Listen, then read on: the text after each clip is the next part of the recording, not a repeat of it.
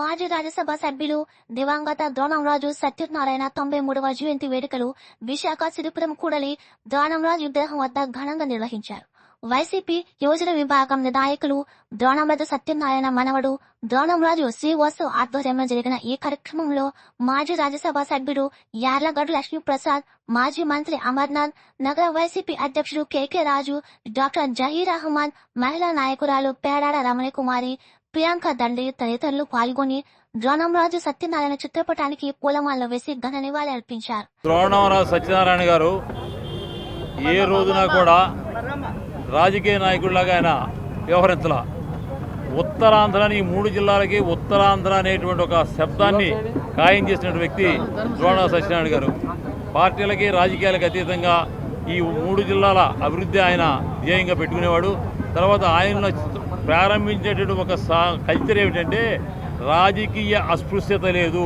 Parliament వరకు, assembly వరకు, లేకపోతే కార్పొరేషన్ మీటింగుల వరకే, తర్వాత పార్టీ వేదికల మీద మాట్లాడి ప్రత్యర్థులను విమర్శించడం తప్ప వేరే వ్యక్తిగత ఏ విధమైన ఉండకూడదని చెప్పినట్టు ఒక కల్చర్ని మన విశాఖపట్నంలో ఆయన ప్రారంభించిన వ్యక్తి. ఆయన యొక్క జయంతి రోజున, ఆయన మరణించి 2 రోజుల తర్వాత కూడా ఇంతమంది ఇక్కడ వచ్చి ఉన్నాం, ఆయన స్మరించుకుంటున్నామంటే అదే ఆయన వ్యక్తిత్వాన్ని నిదర్శనం అని చెప్తూ ఎంతోమంది ఆయన శిష్యులను తీర్చిదిద్దాడు, ఎంతోమంది నాయకులను ఆయన తీర్చిదిద్దాడు.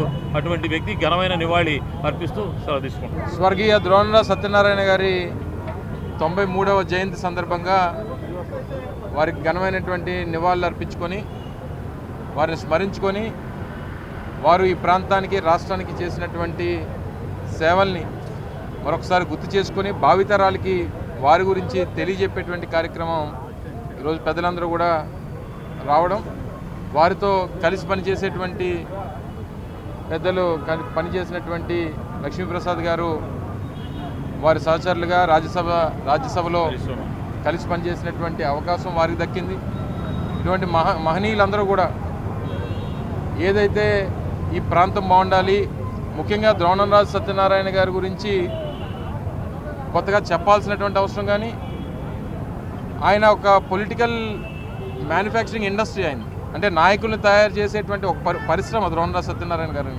ఈరోజు ఇక్కడ ఉన్నటువంటి చాలామంది మా తాతగారితో సహచర నాయకుడిగా, తర్వాత నా తండ్రిని ఒక నాయకుడిగా తీర్చిదిద్దిన దాంట్లో ఒక గురువుగా, తర్వాత ఎంతోమంది శాసనసభ్యుల్ని, ఎంతోమంది పార్లమెంట్ సభ్యుల్ని, ఎంతోమంది నాయకుల్ని, వేలాది మంది నాయకుల్ని ఉత్తరాంధ్రలో తయారు చేసినటువంటి గొప్ప నాయకుడు ద్రోణంరాజు సత్యనారాయణ అనేక సందర్భాల్లో చెప్పాం.